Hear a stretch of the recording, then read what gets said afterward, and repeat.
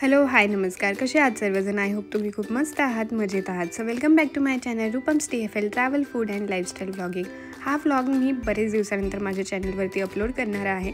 So I hope तुम्हाला हा vlog आवडेल आणि जर व्लॉग आवडला तर नक्कीच लाईक करा, शेअर करा, चॅनलला सबस्क्राईब करायला विसरू नका. सो हा जो व्लॉग आहे हा ट्रॅव्हल व्लॉग होणार आहे. ॲक्च्युली हा जो व्लॉग होता हा अनप्लॅन्ड होता, कारण ही ट्रिप किंवा हे जे ट्रॅव्हल होतं हे देखील अनप्लॅन्ड होतं. सहजच आम्ही आमच्या ॲनिव्हर्सरी सेलिब्रेशनसाठी एका कॅफेला व्हिजिट करायला निघालो होतो. सो टुवर्ड्स पावना लेक आम्ही निघालो होतो. सो असा विचार केला की अजून काही प्लेसेस आहेत का जे आपण कवर करू शकतो. सो आम्ही घरातून दुपारी दरम्यान 2:30-3ला निघालो होतो. सो ह्या टाईममध्ये जर आपल्याला काही अजून प्लेसेस कवर करता येत असतील तर आपण करूयात असं ठरलं.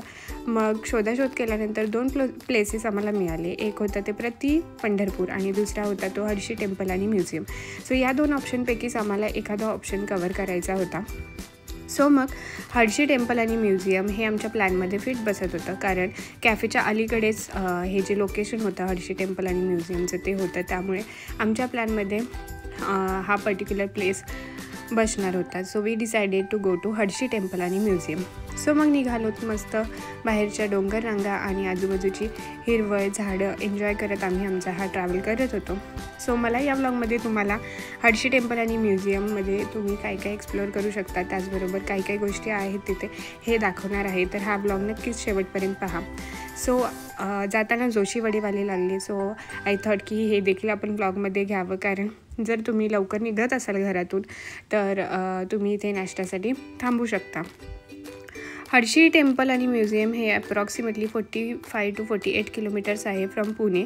तुम्हाला 1.5 ते पावणे 2 तास लागू शकतात इथे पोचायला. इथे जाण्यासाठी 2 रोड आहेत.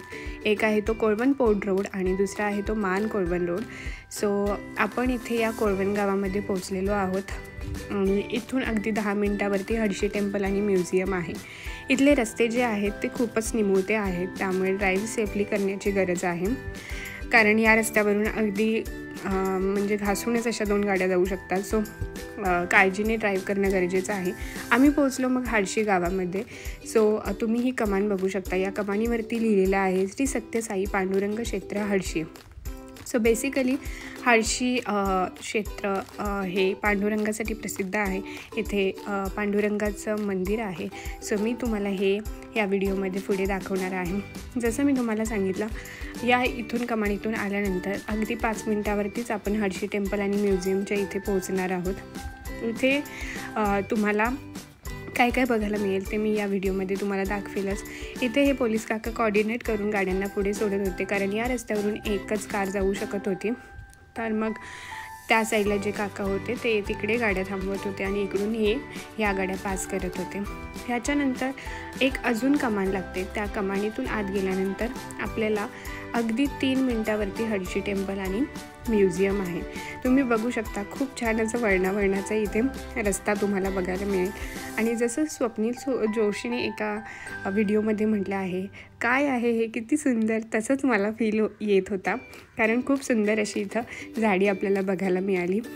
त्याच्यानंतर इथे तुम्ही पुढे गेल्यानंतर लगेचच तुम्हाला म्युझियमचं एंट्रान्स दिसायला लागतं आणि त्या म्युझियमच्या एंट्रान्सपासून तुम्हाला राईट घेतल्यानंतर पार्किंगसाठी सोय आहे.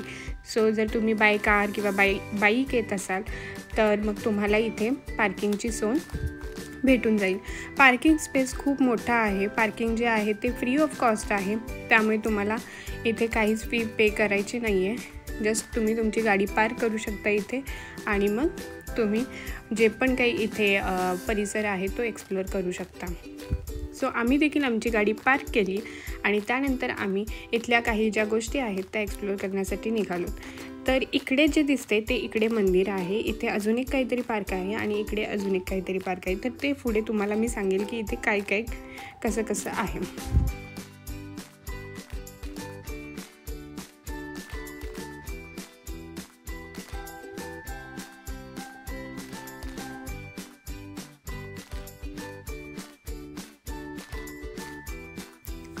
गाडी पार्क झाल्यानंतर मग आम्ही निघालो मंदिराच्या दिशेने. खूप सुंदर असं मंदिर इथं बांधलेलं आहे. आजूबाजूला खूप मोठं लॉन आहे. सो तुम्ही तुमचे फ्रेंड्स, फॅमिली ऑफिस कलिग्स यांच्यासोबत इथे येऊ शकता. It's a one day picnic spot आणि इथे 2 पार्क आहेत. एक आहे तो ॲडव्हेंचर आणि एक आहे तो थीम पार्क. सो इथे तुम्ही ते 2 पार्क देखील एक्सप्लोअर करू शकता. खूप सुंदर असं मंदिर इथे दिसत होतं. खूप मोठा असा हा परिसर आहे जिथे तुम्ही रिलॅक्स करू शकता. जर तुमच्या घरी कोण मोठे लोक असतील तर ते देखील इथे एन्जॉय करू शकतात.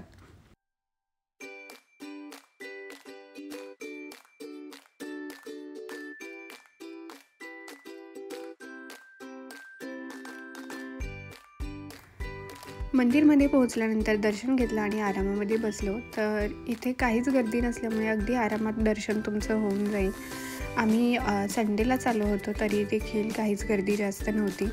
मंदिरमध्ये अगदी खूप कमी लोकं होती, त्यामुळे खूप सुंदर असं दर्शन झालं. या मंदिरमध्ये विठू माऊली आणि रखमाईची मूर्ती आहे खूप सुंदर अशी, आणि इथे पादुका देखील ठेवलेल्या आहेत. तर तुम्ही इथे खूप सुंदर असं दर्शन घेऊन मग तुम्ही बाकीच्या ज्या गोष्टी आहेत त्या इथे तुम्ही एक्सप्लोअर करू शकता. दर्शन झाल्यानंतर मग आम्ही बाकीचे जे 2 पार्क होते ते एक्सप्लोअर करण्यासाठी निघालो. तुम्ही बघू शकता आजूबाजूला खूप मोठं लॉन आहे आणि आजूबाजूला छोटी मोठी हॉटेल्स देखील आहेत जिथे तुम्ही नाश्ता किंवा जेवण देखील करू शकता. इथे आहे तिकीट घर. इथे तुम्हाला यात संत दर्शन म्युझियम एक्सप्लोअर करण्यासाठी तुम्हाला इथे तिकीट घ्यायचं आहे. 100 रुपये लहान मुलांसाठी तिकीट आहे आणि 200 रुपये मोठ्या माणसांसाठी तिकीट फी आहे. इथे खूप सुंदर असे पाण्याचे फवारे लावले होते की जेणेकरून जर तुम्ही उन्हातून येत असाल तर तुम्हाला थंड वाटावं. आणि मग इथून आपल्याला आहे एंट्री आतमध्ये जाण्यासाठी. तर इथे तुम्हाला तिकीट दाखवायचं आहे आणि मग तुम्हाला आतमध्ये एंट्री आहे.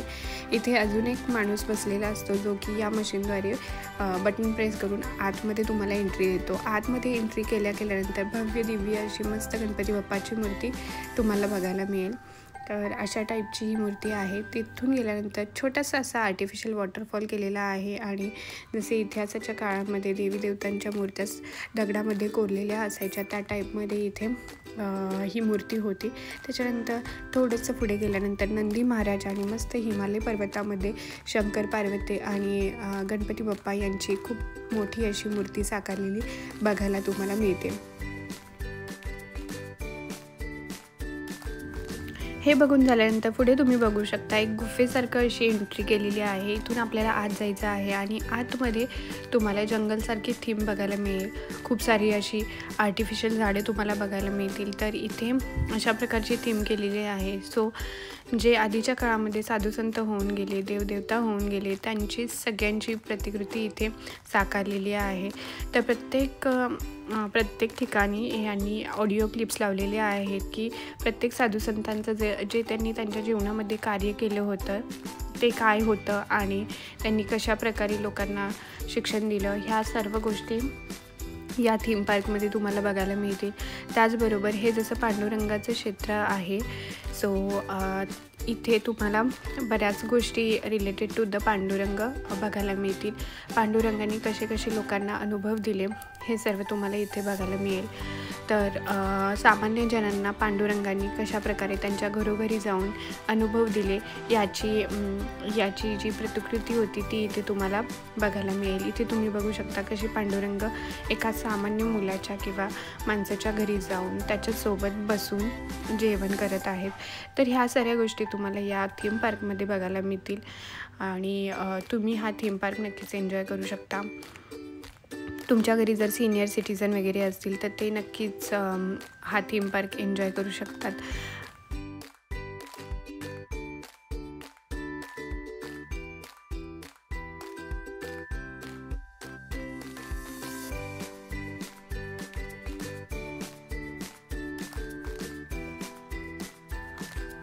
ह्या थीम पार्कमध्ये ऑडिओ क्लिपबरोबरच असे बोर्ड देखील लिहिलेले आहेत की ज्या बोर्डवरती तुम्हाला त्या पर्टिक्युलर साधुसंतांच्या रिलेटेड इन्फॉर्मेशन देखील मिळू शकते. ते तुम्ही रीड करून तुम्हाला कळेल की एक्झॅक्टली त्या पर्टिक्युलर गोष्टीचं काय रिझन आहे किंवा ती पर्टिक्युलर गोष्ट कशासाठी आहे. तर ह्या साऱ्या गोष्टी इथं तुम्हाला बघायला मिळतील.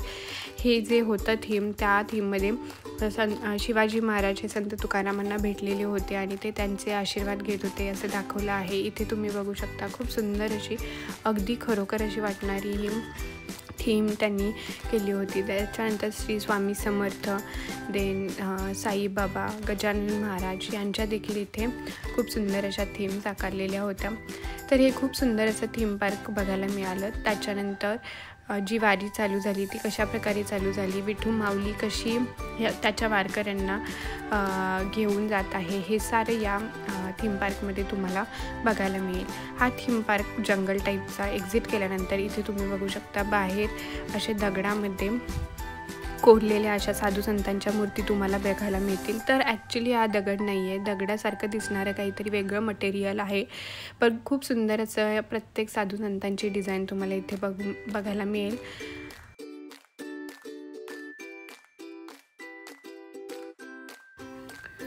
याच्यानंतर बाहेर आल्यानंतर खूप साऱ्या गाई म्हशी दिसत होत्या. म्हणजे तुम्ही ओळखलंच असेल तर हे होतं गोकुळ, की जिथे आपला कान्हा मस्त मध्ये बासुरी वाजवत आहे असं दिसत होतं.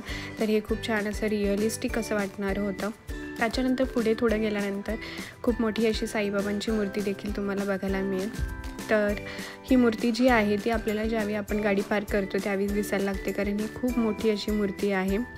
इथेच आपल्या या थीम पार्कचा एंड होतो आणि त्याच्यानंतर आपण एक्झिटच्या साईडला जायला निघतो. एक्झिटला जातानाच इथे जे हेमाडपंथीय मूर्ती वगैरे होत्या, ज्या इतिहासकालीन लेणी वगैरे होते, तिथे जसे कोरले जायचे मूर्ती त्या टाईपमध्येच इथे या मूर्ती कोरलेल्या होत्या. देन मग आम्ही पुढे गेलो आणि पुढे गेल्यानंतर इथे हा असा आर्टिफिशियल वॉटरफॉल बघायला मिळाला आणि इथेच हा थीम पार्क एंड होणार होता हे असं कळालं. कारण बाहेर गेल्यानंतर तुम्हाला डायरेक्ट लहान मुलांचे आवडणारे कार्टून्स म्हणजे Motu Patlu, Pikachu, gorilla, Superman, Spiderman, Captain America, Doraemon असे काही कार्टून्स बघायला मिळतील. इथे हा मोठा स्नेल देखील ठेवला होता. लोक मस्त फोटोज वगैरे काढत होते आणि एन्जॉय करत होते. सो असा काहीसा हा थीम पार्क होता. सो हा थीम पार्क एक्सप्लोअर करायला तुम्हाला अप्रॉक्सिमेटली 45 मिनिट्स लागू शकतात आणि त्याच्यानंतर मग तुम्ही दुसरा पार्क जो आहे त्या पार्ककडे जाऊ शकता.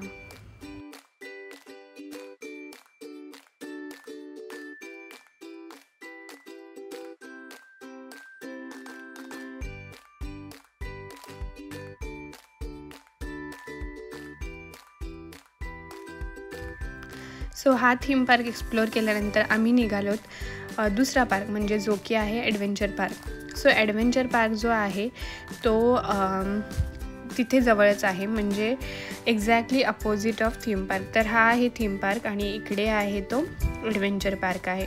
सो इथे छोटासा आर्टिफिशियल तलाव देखील बनवला आहे, ज्या तलावामध्ये तुम्हाला बोटिंग ही ॲक्टिव्हिटी तुम्ही करू शकता. सो ॲडव्हेंचर पार्कमध्ये गेल्यानंतर सगळ्या ॲडव्हेंचरचे चार्जेस तुम्हाला वेगवेगळे पे करावे लागतील. इथे तुम्ही बघू शकता, इथे ह्या आर्टिफिशियल तलावामध्ये तुम्हाला बोटिंग करावलं जाईल आणि इकडे जी लाईन दिसते ती आहे तिकीट काढण्यासाठीची लाईन. आणि तुम्ही इथे अदर दॅन दिस बरेच ॲडव्हेंचर आहेत ते करू शकता. जसे की इथे बऱ्याच राईड्स आहेत, हे तुम्ही बघू शकता. झिपलाईन लोक मस्त एन्जॉय करत होते हे झिपलाईनचं ॲडव्हेंचर. त्याच्यानंतर हा आहे ॲडव्हेंचर पार्क. इथून तुम्हाला ॲडव्हेंचर पार्कची एंट्री आहे. मी आतमध्ये गेलेली नाही कारण आम्ही कोणतेच ॲडव्हेंचर करणार नव्हतो, बट तुमच्यासाठी मी तुम्हाला इथे थोडीफार इन्फॉर्मेशन देऊ शकते. तर या पार्कची जी टायमिंग आहे ती सकाळी 9 ते 6ची टायमिंग आहे. सकाळी 9 ते सायंकाळी 6 वाजेपर्यंत हा पार्क चालू असतो. त्याच्यानंतर बाहेरूनच मी तुम्हाला काही राईड्स इथून दिसत होत्या ते दाखवू शकते. सो मी झूम करून तुम्हाला इथे दाखवते की आतमध्ये कोणत्या कोणत्या राईड्स आहेत ज्या तुम्ही करू शकता. सो तुमच्या घरी जर लहान मुलं असतील तर नक्कीच ते लोक हा ॲडव्हेंचर पार्क एन्जॉय करू शकतात. सो आय होप तुम्हाला हा व्लॉग आवडला असेल. जर आवडला असेल तर नक्कीच लाईक करा, शेअर करा आणि चॅनेलला सबस्क्राईब करायला विसरू नका. So thank you for watching. Bye.